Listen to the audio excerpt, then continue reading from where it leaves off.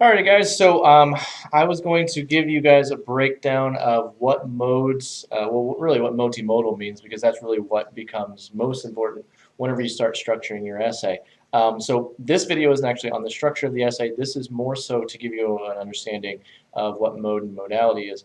Now, it's not necessarily going to be a very long video, so let's just get right into it. Now, the very first thing you have to understand is that what you're looking at right now, this video of me giving you this presentation, is a mode of communication, and that's really what we're talking about. A mode, a mode of communication is how the author chooses to present their information. Basically the format.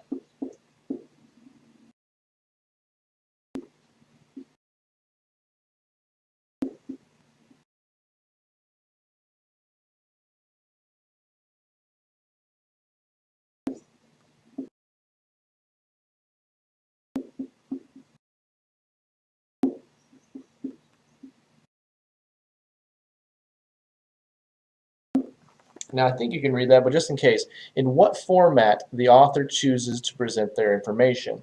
Now, when I say information, it's typically information that they are trying to persuade the reader in somehow. Now, really, you guys aren't readers at this point, you're viewers, but nonetheless, that's what mode means. Sometimes you're going to have readers, sometimes you're going to have listeners, sometimes you're going to have viewers, and in this case, right now, you're a viewer. So, modes would be, for instance, movies. These are just some examples. Movies, maybe, well, of course, there's text. Now, this might be a textbook, it might be a magazine, it might be, what else? Maybe a journal, maybe a poster, in which case that would be an image, which is another one. Image. If you just have a poster, a lot of psychology people do this whenever you go to conferences. They have posters that actually present their findings. So if they're looking at how a particular drug affects the body, they might have a poster that says 98% of these people who took this ADHD medication were cured. Fantastic, we were cured of ADHD. And so they would present those findings via a poster. Kind of weird. Most people imagine there would be a video, but most of the time it's actually a poster.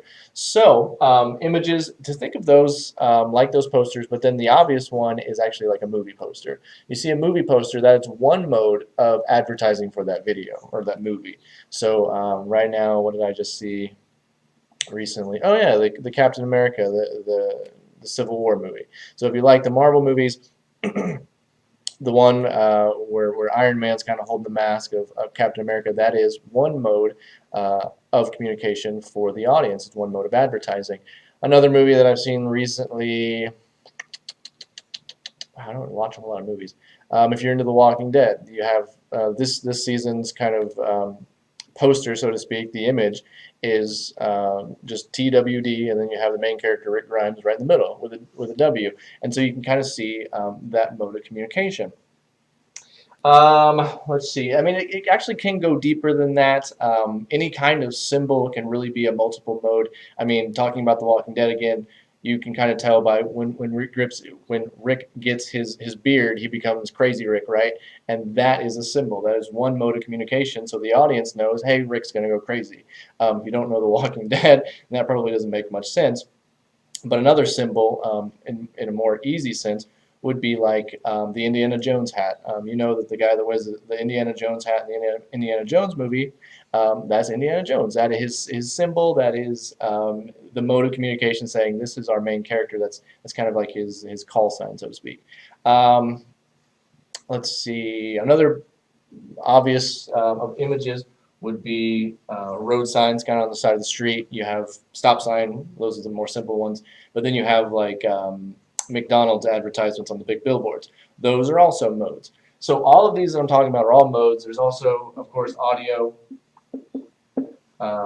where you have songs, you have, let's see, you have, what do they call that website where you have the books read to you? You have the audiobooks. I can't remember what the website is, but you have audiobooks that are read to you, and that's another mode of communication for the author to communicate their message. So if you're reading, for instance, The Hunger Games, or you're reading Divergent, or one of those weird. I read all the popular teen novels. Those books. Um, have, of course, the text, the big thick book. That is one mode of communication. And then you also have the audio, which people listen to, is another mode of communication. So those are the primary modes of communication. Now, it becomes very easy at this point to really understand what is multimodal. Well, multimodal, I always sometimes kind of blend that word. Multimodal means multiple modes of communication.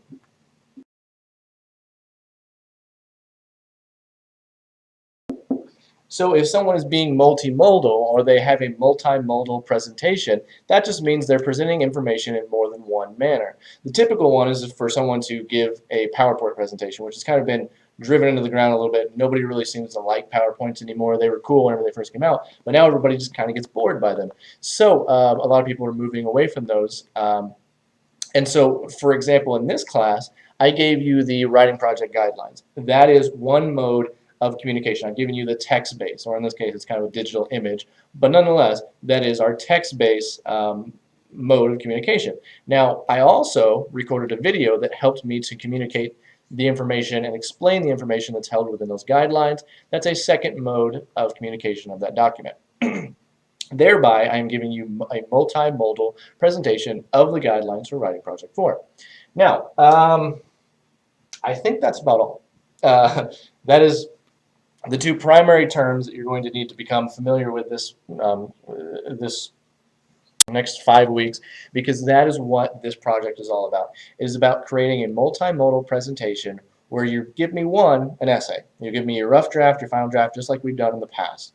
However, you're also going to create an online version of your argument. You're going to have all of this persuasion techniques and all this information that you use to basically say, hey, I have this solution to this problem, and this is a good solution because of XYZ. Therefore, you should join my solution and join the bandwagon in helping me make this solution happen. The online version of this is all of the same information that's in your essay, but it's put into another modality. It's put into another form of communication. Now, for you guys, it's going to kind of become a combination of all of these. Because in reality, that's what the internet is. The internet is a multimodal form of communication. It has movies, it has text, it has images, it has audio, and most of the time, if you go to a good website, you're going to have all of those anyways. So now I'm not going to go into how to create that just yet. Just begin thinking about what type of online mode of communication do I prefer? Do you want to do a website? Do you want to do Facebook? Do you want to do, and by Facebook I mean all social media. You can use Facebook, you can use Twitter. Now, because this is supposed to be a real world solution and a real world proposal, try and stay away from the social media sites that are dead. I mean, don't go into MySpace trying to gather 1 million visitors saying, hey, join my proposal, because not everybody's really on MySpace anymore. Facebook would be a viable option. Twitter would be a viable option. You might be able to do something on Pinterest. I'm not really too sure if you can form a following on Pinterest for a solution. I mean, if you could figure out a way to do it, that would be neat, but I can't think of a way off the top of my head. Let's see, Instagram, you could probably do it that way. Basically, think of yourself as a celebrity.